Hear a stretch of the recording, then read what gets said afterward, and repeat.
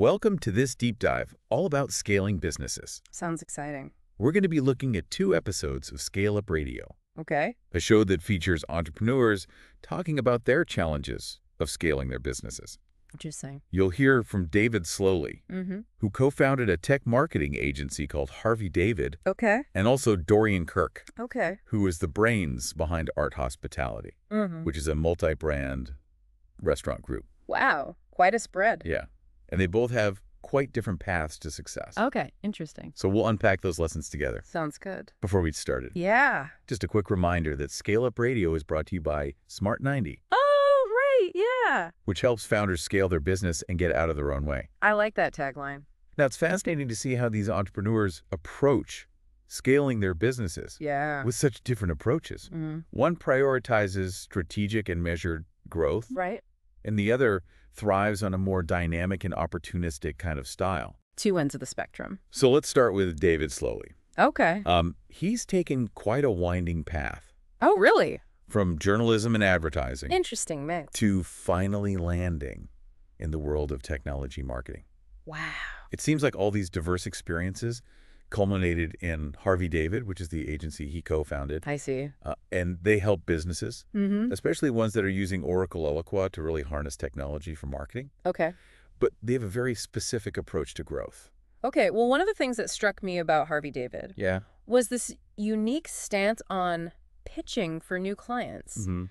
You mentioned they actually refused to pitch. Yeah, that's right. So how does that work in practice? They don't chase every opportunity. Okay. They focus on building long-term relationships with clients who are a good fit for their expertise. Okay. And they actually frame it in a way that resonates with those clients, where they actually say that the time and money spent on pitching could be better utilized serving their existing clients. Oh, wow. That's bold. It is. Especially in a competitive industry like marketing. Yeah, It suggests a real belief in their value proposition definitely. and this commitment to delivering exceptional service to those existing clients. Absolutely. And it's almost like they're saying, we're so confident in our ability to deliver results that we don't need to spend time convincing you.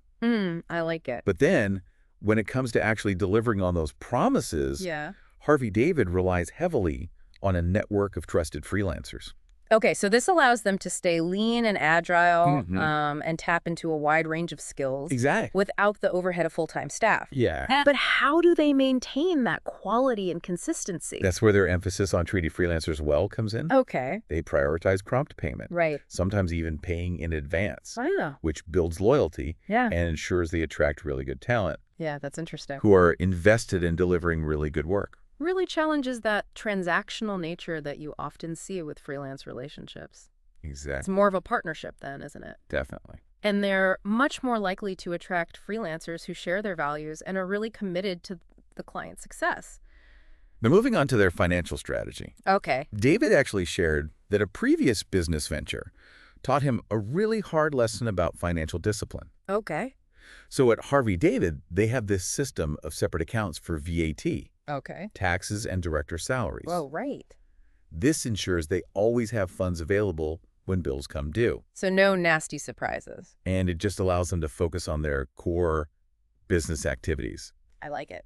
It's a good reminder that even the most creative entrepreneurs need to have a solid grasp of their finances. Yeah, absolutely. Now, he also shared a significant lesson he learned about outsourcing. Oh, right. Initially, he tried to outsource sales, Yeah. but quickly realized it was a mistake. That's a common one, isn't it? It is for entrepreneurs who are really passionate about their product or service, Yeah. but maybe less comfortable with the sales process. Yeah. So what did he learn from that experience? He discovered that no one can sell their services with the same passion and conviction as the founder. Right. And that personal connection, that genuine belief in the value they offer is crucial in client acquisition. Yeah, you can't outsource passion, can you? You can't. Yeah. And he realized that if they were too busy to personally engage with potential clients, then they probably didn't need new business in the first place. I like that. It's about knowing when to say no and prioritizing quality over quantity. Yeah, it's an important lesson. Now, another key takeaway from David's journey is this idea of timing and innovation. Okay. He's incredibly passionate about AI and its potential, Yeah. but he also cautions against being too early to market Right. with solutions that clients just aren't ready for. Oh, that's interesting. So it's not just about having this brilliant idea or developing cutting-edge technology, Yeah. but about understanding the market's readiness and aligning your innovation with their actual need. So meeting them where they're at. Yeah, it compared it to someone who has a pain point, but they're not aware of it yet. Okay. You know, no one buys a solution to a problem they don't even know they have. Makes sense. And he's been exploring AI for years, even when it was considered niche. Yeah. And he's waited patiently for the right time to bring those solutions to the fore. It seems that time has definitely arrived now, It has. with tools like ChatGPT and all the rest of it. It's fascinating how he's managed to kind of stay ahead of the curve, Yeah. but also be mindful of the market's evolution. It's like he was planting seeds for years and now they're finally starting to bloom. Exactly. And it's not just luck. It's strategic foresight Yeah. and a deep understanding of how technology trends actually translate into real-world applications. He's obviously got that passion for it as well. He has. He talked about waking up early every morning to experiment with AI, Yeah. pushing its boundaries and discovering these creative applications. It's that persistent curiosity, isn't it, Yeah. that often leads to breakthroughs. Speaking of exploring new territory, David also co-wrote a book about unplanning. Which sounds counterintuitive It does. for someone running a successful business, but Yeah. his perspective is actually quite nuanced. Okay, so unplanning, Yeah. is he suggesting we abandon planning altogether? Not exactly. He distinguishes between those high-stakes ventures that require meticulous planning Okay. and those smaller, more agile businesses where iteration and experimentation are key. Right. He argues that in some cases, just starting testing the market Yeah. and adapting along the way can be more effective than getting bogged down in these elaborate plans. It's that flexibility and adaptability Yeah. that are so crucial in today's business world. Definitely, because sticking rigidly to a plan can sometimes hinder innovation. Yes. And responsiveness to those market shifts. He gave that example, didn't he, of some cupcake entrepreneurs Yeah. who spent months planning before they'd even baked a single cupcake. Yeah, sometimes you just need to jump in and learn by doing. That makes sense. It does. Especially in dynamic industries. Yeah. Where those customer preferences and trends are constantly shifting. Yeah. You need to be able to pivot and adapt Mm-hmm. as you go. But he did also caution against abandoning planning altogether. Okay, good.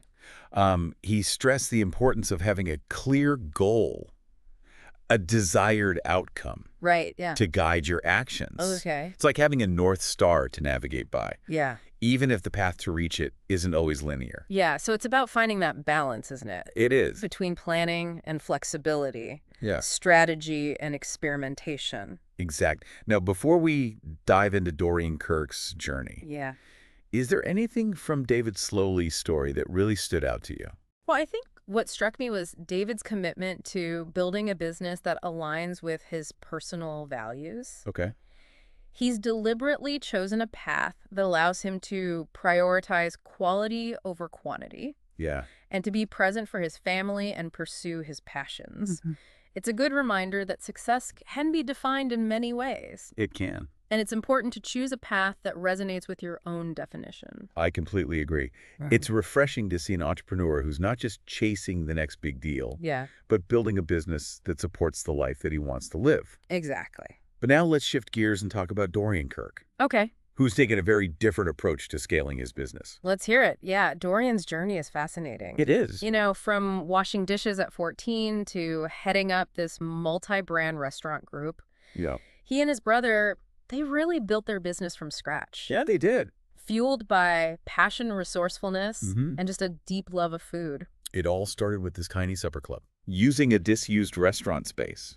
So really humble beginnings. Yeah, and they built their reputation organically, just word of mouth and sheer determination. So a classic example of bootstrapping. It is proving the concept before even thinking about seeking outside investment. And it worked. It did.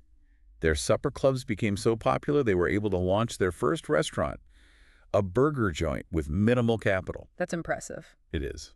It seems like their early success was fueled by Mhm. a deep understanding of their local market Yeah. and that commitment to fresh local ingredients. Absolutely. They tapped into this desire for high-quality casual dining experiences, Okay. really focusing on those classic crowd-pleasing dishes. Right. So those core staples. Yeah, but made with care. And that focus on quality and community seems to have been a constant throughout their journey. It has. How do you think they fostered that sense of community? Well, they've built a loyal following, haven't they? They have. By consistently delivering delicious food Yeah. and supporting other businesses in that ecosystem. It's that rising tide lifts all boats mentality. Exactly. And they seem to understand that collaboration can be just as powerful as competition.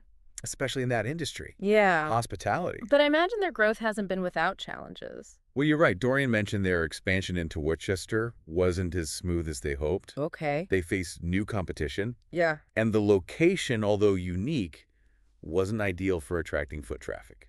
So they really had to adapt their marketing strategies. They did. Find new ways to stand out in that new market. Exactly. And then, of course, there was COVID-19. Of course, which hit hospitality particularly hard. Yeah, that must have been incredibly difficult for them. It must. How did they navigate that? Well, instead of just hunkering down and waiting for the storm to pass, Dorian saw it as an opportunity to innovate. Okay. They invested in outdoor dining space, knowing people would be craving those safe social experiences once restrictions eased. Yeah, it makes sense. Yeah, and they also developed new concepts with their chefs, like the Lucky Cat Noodle pop-up, Oh, right. which kept them relevant and generated a lot of buzz during a tough time. So real testament to their resilience, adaptability. Yeah, they didn't just try to survive. They found ways to thrive amidst all the chaos. And their commitment to their team seems to have played a key role Definitely. in weathering that storm. Dorian emphasized how important it was to keep the chefs engaged and motivated during those challenging times. And that brings us to their chefpreneur concept. Yes, it's one of the most innovative aspects of their business model. Remind me how that model works. So instead of just hiring chefs, Right. they partner with them, giving them ownership stakes Okay. in new restaurant concepts. I see. So it empowers the chefs to be more than just employees. They become entrepreneurs I liked it. with a vested interest in their venture's success. That's a brilliant way to attract and retain talent. Is By giving them ownership, they're not just cooking, No. they're building something of their own. Exactly. It aligns incentives, it fosters creativity, and allows them to really tap into the passion and expertise of their culinary team. It's like those multi-brand restaurant groups Yeah. where quality and individual brand identity are paramount. It is each restaurant has its own distinct character, Yeah. its own menu, but they're all united by that commitment to excellence. It sounds like a model that's working well for them. It is. They've successfully launched multiple brands, each with a unique appeal, while maintaining that focus on quality and operational excellence. Because Dorian shared that realization, didn't he? He did. About the balance between building and running a business? Yeah, he said building is the easy part. Is it? The real challenge is in those day-to-day operations, Right. all those seemingly boring details that ensure consistent quality and customer satisfaction. Yeah, that's a valuable insight It is. for any entrepreneur. Yeah, it's easy to get caught up in the excitement of new ideas and expansion, but it's the operational excellence, the attention to detail that ultimately determines long-term success. It's like you said about perfecting those simple dishes. Yeah, poached eggs, hollandaise sauce. Yeah, it's mastering the basics. Yeah. That allows you to then elevate those dishes with creative flourishes. Now, moving on to leadership style. Okay. Dorian acknowledged his evolution over the years. Yeah. He's transitioned from that hands-on chef with a fiery temperament Okay. to a more delegative leader who empowers his team. Yeah, that transition from chef to CEO can be tricky You can. for entrepreneurs who start in a very hands-on role. So what do you think Dorian learned about himself through this process? Well, he realized that his early approach, where he was anxious about every little detail Yeah, and stressed over every negative review, wasn't sustainable. it was. So he's learned to delegate, Yeah. trust his team, and create that culture of meritocracy where the best ideas win. And he and his brother Edwin seem to have a great partnership. They do. You know, Edwin provides that calm financial mind, while Dorian brings that creative energy and passion. So they found a real balance. They have each leveraging their strengths to guide the business. And they've extended that empowerment to their area managers. They are encouraging them to take ownership and providing the support they need to succeed. So it's a long-term investment in their people. It is recognizing that their team's growth is essential to the overall success of the business. Before we move on to comparing and contrasting, Yeah. is there anything from Dorian's story that particularly resonated with you? His ability to turn challenges into opportunities. Yeah, he didn't just weather the storm of the pandemic and the economic downturn. He actually used those periods of disruption to innovate and strengthen his business. Like a surfer riding the waves. Exactly. All right, so we've explored these two entrepreneurs' journeys in depth. Now, let's connect the dots. What are some key similarities and differences between how David and Dorian approach scaling their businesses? Well, they've both succeeded by understanding their industries and target markets really deeply. David leverages these cutting-edge tools and strategies to help corporations navigate complex marketing technology landscapes. Hmm. Dorian creates those craveable, community-centric dining experiences Yeah. that keep customers coming back for more. It's almost like they're speaking different languages, They are. but both are fluent and effective in their own domains. Exactly. And when we look at their growth strategies, there's a clear contrast. Okay. David focuses on that strategic controlled growth, carefully selecting clients and projects that align with his expertise. Yeah. Whereas Dorian, while not reckless, has a more opportunistic approach, embracing rapid expansion fueled by his energy and the talent of his chef partners. It's a bit like the tortoise and the hare. Yes. But both are winning the race in their own ways. And it really highlights an important takeaway. There's no single right approach to scaling a business. Right. The best strategy depends on your industry, your goals, your risk tolerance, and your personal values. We saw how David realized early on that chasing constant growth wasn't aligned with his lifestyle goals. He wanted to be present for his family, so he structured his business to prioritize quality over quantity. Yeah, makes sense. Dorian, on the other hand, is driven by that passion for creating and expanding constantly, seeking those new opportunities to bring his culinary vision to life. Yeah, and their leadership styles also reflect these differences. They do. David remains deeply involved in client acquisition, believing that personal touch is essential for building strong relationships. Yeah. Dorian, as he's matured as a leader, has learned to step back, trusting his team to manage those day-to-day operations. So what does all of this mean for our listeners? What can they learn from these contrasting yet successful entrepreneurial journeys? Self-awareness. Yeah. Understanding your strengths, weaknesses, and motivations is crucial. When making decisions about scaling your business, are you a strategic planner who thrives on controlled growth?